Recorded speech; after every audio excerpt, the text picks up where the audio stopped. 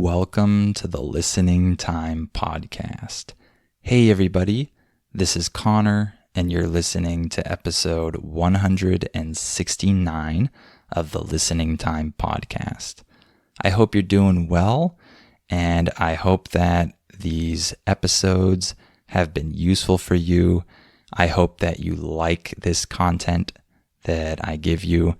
And speaking of content, we're going to talk today about my favorite language learning content. And specifically, I'm going to talk about content for your input, meaning what you listen to and read. So I'm going to talk about what I prefer in terms of language learning content. And I hope that this will help you when you choose what content to use when learning English or any other language. But first, I'm going to talk about what I don't like to use, what content I don't prefer as a language learner, just so I can help you understand my reasoning, so you can see why I prefer certain content and not other content.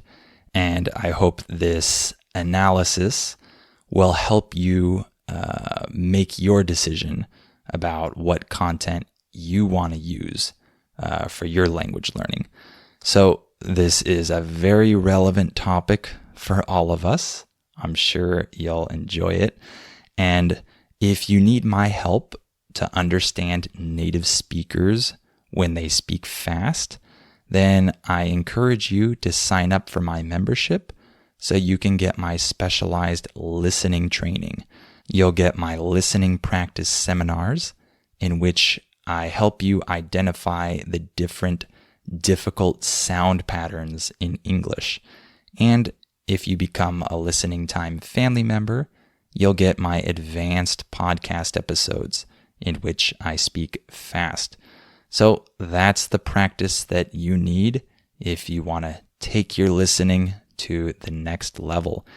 And of course, there's also my US Conversations podcast, which you can use if you want to practice listening to conversations between two native speakers. And we talk about a lot of interesting topics. We talk about different places in the US because I talk to different English speakers from around the country, and I provide the transcript with the definitions of key words and phrases that we use. So it's the perfect content to help you practice with listening to more than one person talking. So the link to sign up is down below. And you have the transcript for this episode down below as well. All right, let's get started. Are your ears ready? You know what time it is. It's listening time. Okay, let's first talk about the content that I don't like to use for language learning. So first, let me talk about movies. I know that many of you are interested in using movies to learn English. I'm sure that most of you like watching movies in your free time, in your own language. And I know that many of you will disagree with me about this, and that's perfectly fine. I'm just talking about my personal preferences, and I'll give you the reasons why I don't like certain things and why I do like certain things. So, why don't I use movies for language learning? Well, first of all, this is really important to remember that movies are scripted, meaning someone writes a script and then the actors memorize the lines and then they say them. And so this is not natural speech, okay? Even if the actors are really good, it doesn't matter. That's irrelevant, because what I'm talking about here is the actual writing of the script. If you write a script, then you are not producing natural speech, okay? I know this because I've made a lot of content where I had a script that I read from, and it is very obvious that that isn't natural speech.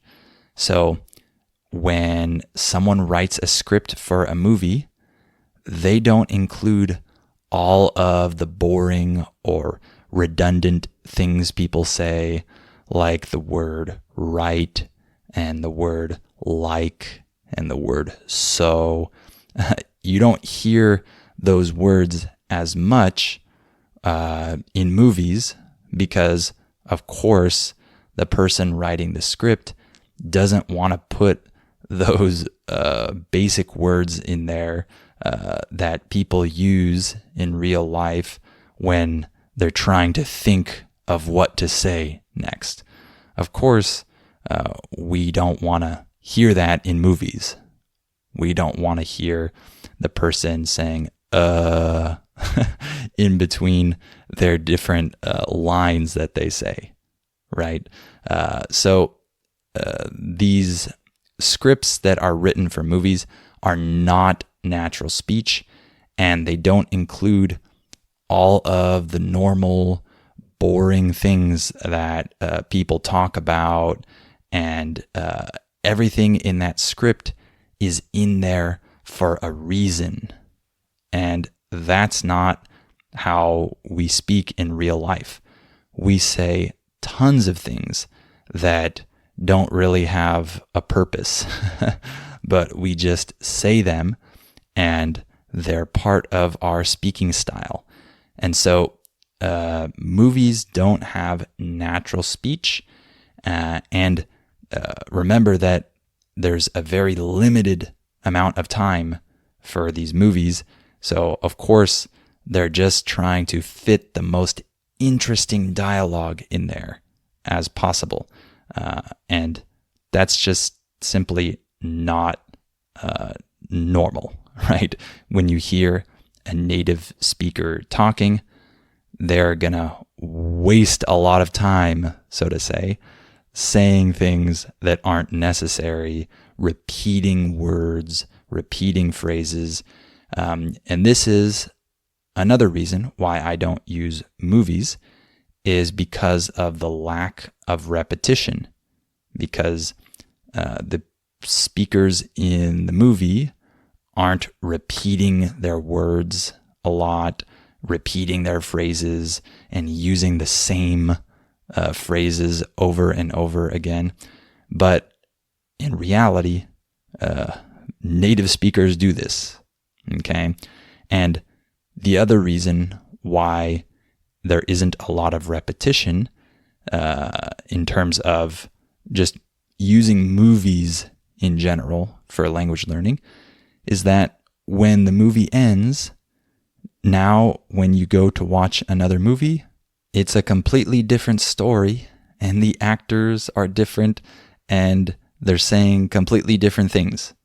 So it's not like when you watch different videos from a YouTube channel where the same person is talking in different videos, and you get to hear them talk again and again about different topics, and you hear them use their same words, their same phrases that they tend to use. You don't get that in movies. So because you don't get this repetition, you don't learn new words and phrases as easily, in my opinion, because you don't hear them repeated as much. You hear completely different words. You hear completely different speaking styles in every single movie. So I like continuity. I like repetition so that I can learn new words and phrases more easily. And that's something that I don't get with movies. So that's another reason why I don't like them. And I don't like all the distractions because it's not all focused on what people are saying in the movies. There are special effects and music, and there are periods when no one is talking. And I want to maximize my time as a language learner. If I have 1 hour to practice my listening, I want to be listening to English and only listening to a person talking for that whole hour. I don't want all the other distractions, and I don't want to waste any of those minutes listening to something or watching something that isn't just the person speaking the language that I'm learning, right? So those are some reasons why I don't use movies for language learning, and I don't even watch movies in English. So that's another reason why I don't use movies. And I also don't use TV shows, TV series. I think that they're better than movies in terms of language learning content because there's more continuity. You get to see the same characters in multiple episodes, and you hear them speak a lot more about different things. And so there's the possibility for more repetition, and you can get more accustomed to their speaking style, and you can become more engaged. And I think that using TV shows is probably better than using movies, but it's still not natural speech, right? It's still scripted. This isn't how people actually talk in real life. That's the big issue with this. So because of that, I don't use TV shows either. And TV shows still have all the same distractions that movies have. It's not just about the dialogue. There are a lot of periods where you're watching a scene where no one is talking, or there's a dramatic car chase, and really the focus is on the action and not the words. And there's distracting sound effects and music and all of that. So because the language isn't 100% the focus the whole time, I don't want to use TV shows either. But mostly it's because of the unnatural speech. I don't want to use scripted movies or TV shows if I'm trying to listen to native content, right? Of course, scripted content can be good if you're at a lower level and you need scripted content, but I wouldn't use movies or TV shows for that if I'm a very beginner, because for me, that seems way too hard. I'm probably going to use scripted content that's made for learners of that language, right? So another thing that I don't like to use for language learning is YouTube videos that are heavily edited. What I mean by this is if the YouTube videos have a lot of cuts and they go super fast, and there are a lot of dramatic elements in the editing, and most YouTube videos that are popular have some of this, honestly, because these are the YouTube videos that tend to capture people's attention, right? People edit their videos like this so that they can capture your attention and you don't get distracted or bored. That's why you see videos edited like this. However, because they're edited like this, they're unnatural. The speech is unnatural. Everything is super fast. There are tons of distractions, and it's not authentic. They don't leave in all the filler words, like I mentioned before, like right and so, and they don't have as much repetition usually because they're more scripted, so they don't want to include boring, repetitive things in those videos. And in general, they're just not natural and they're harder to use. So I don't use YouTube videos that are heavily edited in a dramatic way like that. If I see that the video is like that, I click out and I find another video. And one other thing that I don't use is children's books.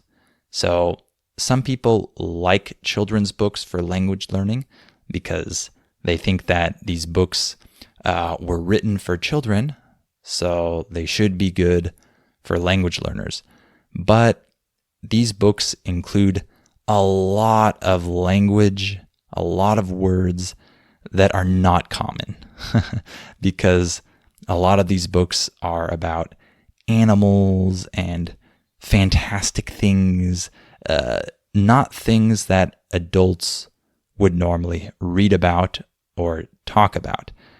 I know this because my son loves books, and my wife and I read him a lot of books, and there are many times when we're reading a book in English and my wife has no idea what some of the words mean on that page because they're not words that adults would normally use in normal conversations.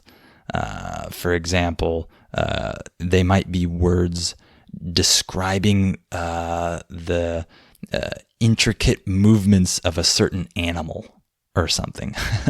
And yeah, it's cool to learn those words, but you're probably never going to hear those words in your everyday life.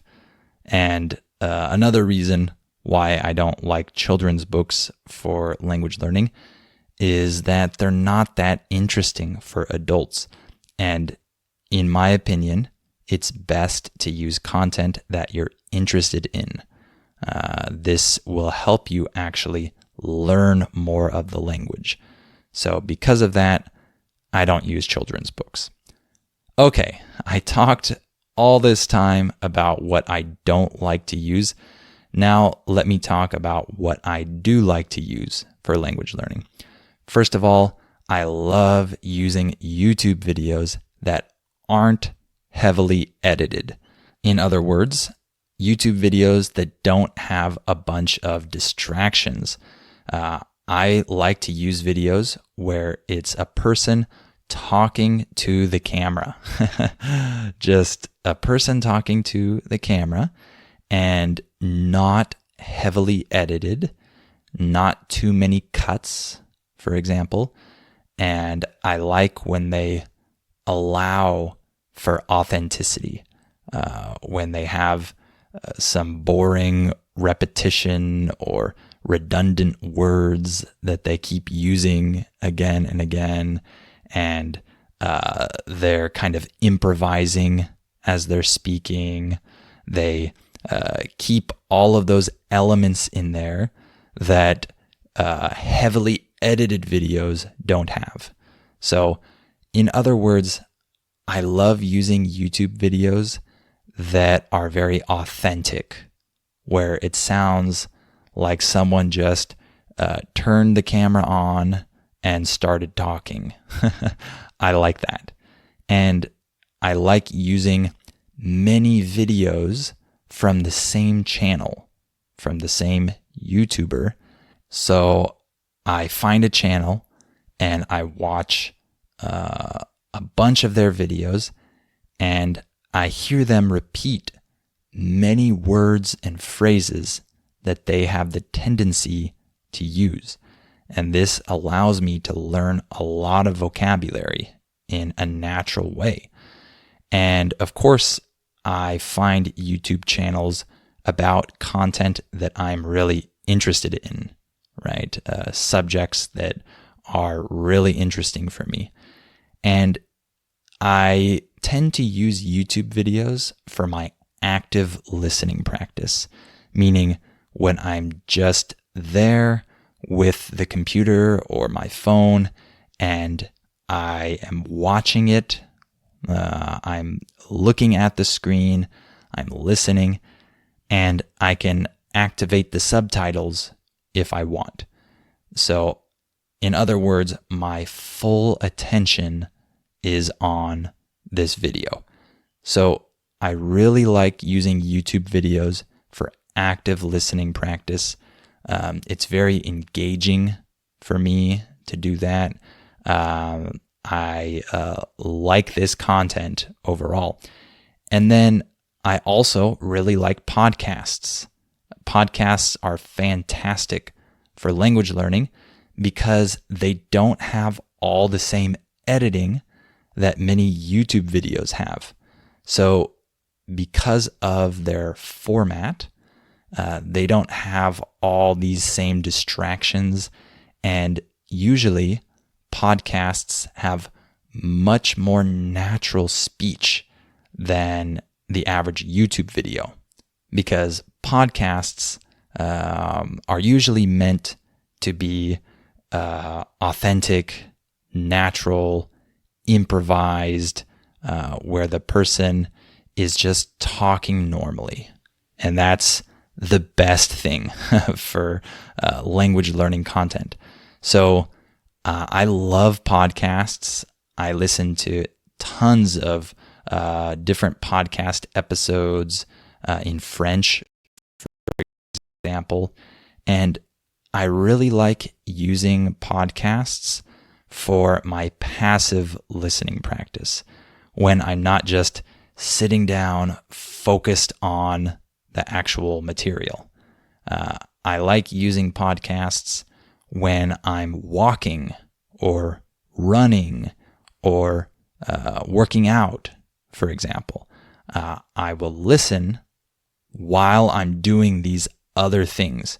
So my attention is not 100% on the content because sometimes I have to focus on something else in the physical world, right?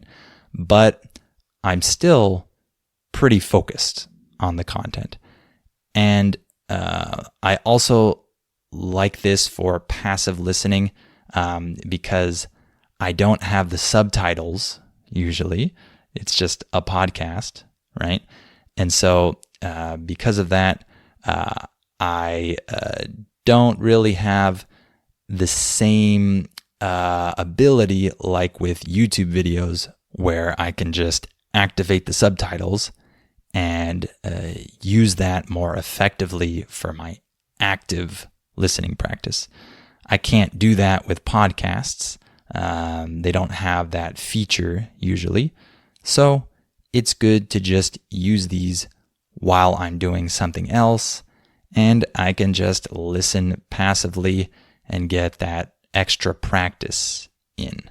So for this podcast, my podcast that you use, you actually have the transcript. So you can use this more effectively for your active listening practice if you'd like, but you can also use it for passive listening. You can listen to this while you're driving, while you're doing the dishes, etc. Right? So podcasts and YouTube videos that are natural, that aren't heavily edited, these are my main two types of content that I use. And one other type of content that I like and that I recommend is reading material that is relevant or interesting to me. Okay? So not children's books, not just whatever book someone recommends you. I think that it's best to use material that's actually interesting for you. And for example, I always talk about the website Link, Lingq. This is a perfect way to read things that are interesting for you because you can input your own text, like the text from your Kindle book or whatever, and then it generates an automatic translator for you. So you can click on any word and see the translation. So because of this type of tool, you can just read whatever you want to read, whatever is interesting for you. And so when people ask me to recommend them books to read in English, I always just tell them, read what you want to read. Read what you would normally like to read in your own language, but use this tool. Use Link or something similar, right? And I think that that's the best thing to do.